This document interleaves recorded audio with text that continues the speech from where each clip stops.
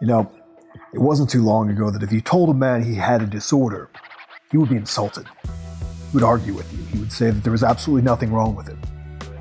He would say, I'm normal. People used to want to be normal. Today it seems like everyone's trying to figure out what kind of disorder they have and how it handicaps them or makes them special. Everyone seems to have some kind of diagnosis. A few years back, some women complained that men would do anything to avoid going to therapy. Men responded by turning this into their own joke, listing things that they would rather do in place of talk therapy, from going to the gym to obsessing over some kind of project. It became a meme with thousands of variations. Men would rather lead the Roman legions to conquer Gaul than go to therapy.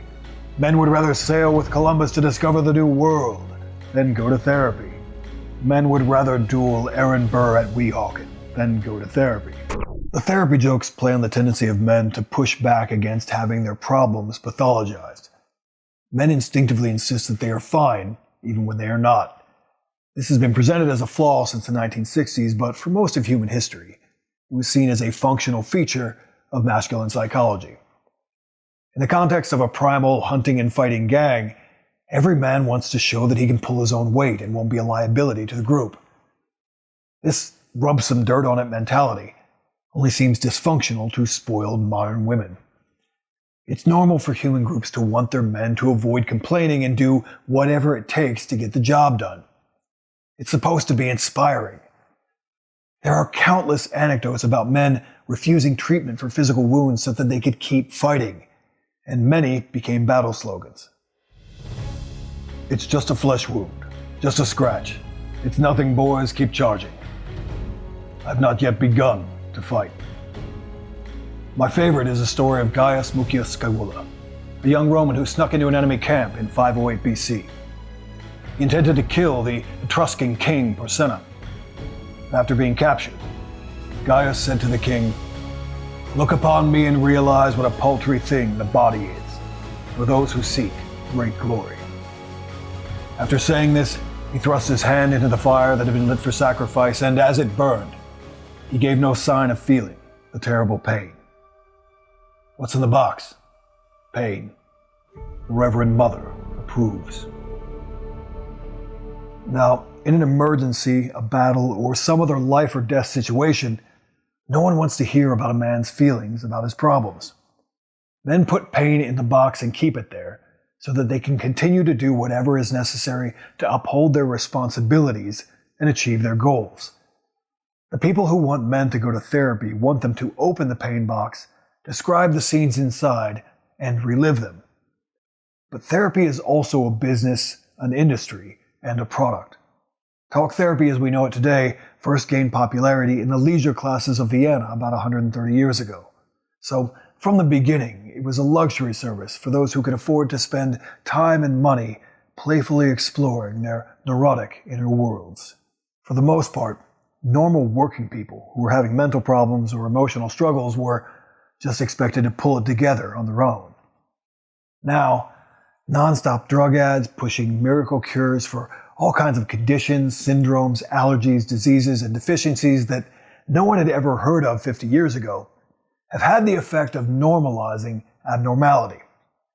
And for every official, professionally proclaimed diagnosis that someone has received, most people today carry a collection of self-diagnoses. I met a photographer once who had convinced himself that he had ADHD. He was self-medicating for it with nicotine patches. He wasn't even a smoker.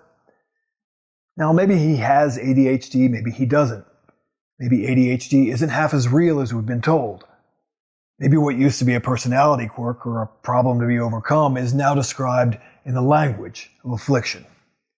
And maybe describing it as an affliction actually makes it more real, makes it worse, and perpetuates it.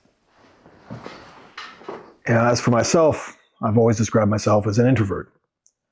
But is introversion even real? Or do I just have garbage social skills coupled with a collection of limiting beliefs about social interaction? Does my social battery get tired because I'm overthinking interactions or because I'm not thinking of them as a fun game like many people do?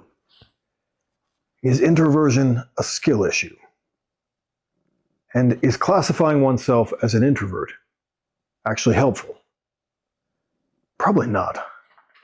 So many aspects of human existence that were once personality differences and challenges to be overcome have been reframed as diseases and classifications that become self-fulfilling prophecies. The influencer coaching culture has become its own industry that waters down pop psychology to sell its own afflictions and snake oils. Millions of people are out there describing human qualities and behaviors and coming up with new names for them. Not only for you, but also for the people who wronged you. Isn't everyone who didn't do what you wanted them to do really a narcissist? Well, technically, no. But people convince themselves that they were victims of narcissistic abuse to blame their bosses or their exes, and then they classify themselves as pleasers or people who are vulnerable to narcissistic abuse. Again, is that actually helpful?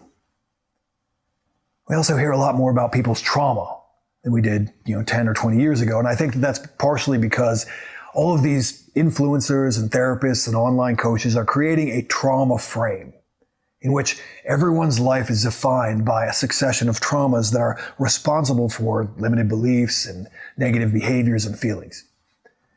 So now we have generations of people talking not only about numerous conditions and diseases, but about a million little traumas, which are really just bad experiences and things that they didn't like, and their responses to those traumas.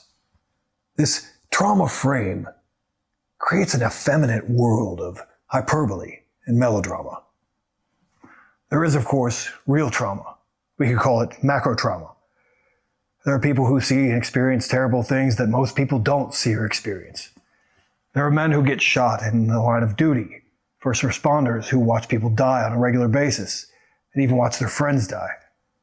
Some people have actually been violently raped, physically abused, tortured, and terrorized.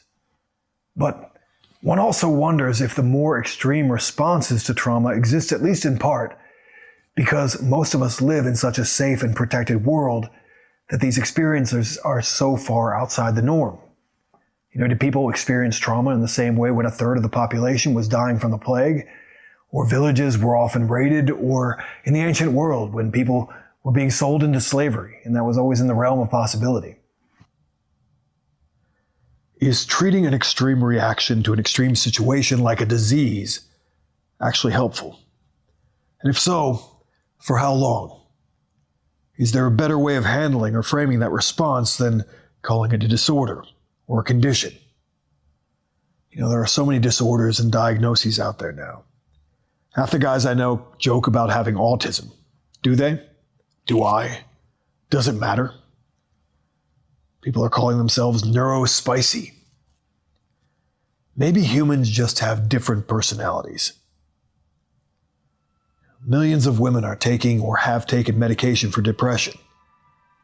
Some numbers suggest that up to 25% of young American women are taking antidepressants. What does it say about a society when some of the most protected and privileged humans in history think that they need pills to make it through the day? Well, there's also a lot of money to be made by convincing them that they do. While many modern psychological problems do seem to be the products of marketing, suggestion, or social contagion, what we now call mental illness has always existed to some extent organically. The idea that something as complex as the human brain would never malfunction or come with defects is absurd. So, I'm not saying that all mental illness is manufactured or fake. Of course not. An element of cultural subjectivity has always existed, though. Whether someone is considered mentally ill, insane, possessed, or just different always depends to some extent on social tolerances and how strictly norms are enforced. Many of these questions are and always have been decided by social consensus, and that social consensus shifts over time. Today's last men would tell you that there has been linear progress, and we have better answers today than we had in the past. Do we though? How much has the science of psychology helped? How much pop psychology is just propaganda, or marketing, or grift? And how much of it does more harm than good? You know, giving something a technical sounding name doesn't really mean that you can solve it, or even reliably help people by doing so. Is society better when more people think that they are crazy, or broken in some way? I don't think so. A great culture is a culture that believes in itself. A culture whose people believe in themselves. A culture whose people believe that they are noble and destined for greatness, or at least goodness. A people who believe that they are, as Nietzsche wrote, good, noble, mighty, beautiful, happy, and loved by the gods. People used to want to be normal. Men used to want people to think that they were okay, that they could handle themselves and be depended on. I believe that men need to begin rejecting this medicalization of the human spirit, this culture of diagnosis and disease in which we are defined by sickness rather than health. Too many of these conditions just become excuses and self-limiting beliefs. Instead of looking for some diagnosis or a label for every problem, I think we should try to address it as a challenge to overcome. And increasingly, regard the culture of diagnosis as the disease itself. I'm Jack Donovan. Stay solar.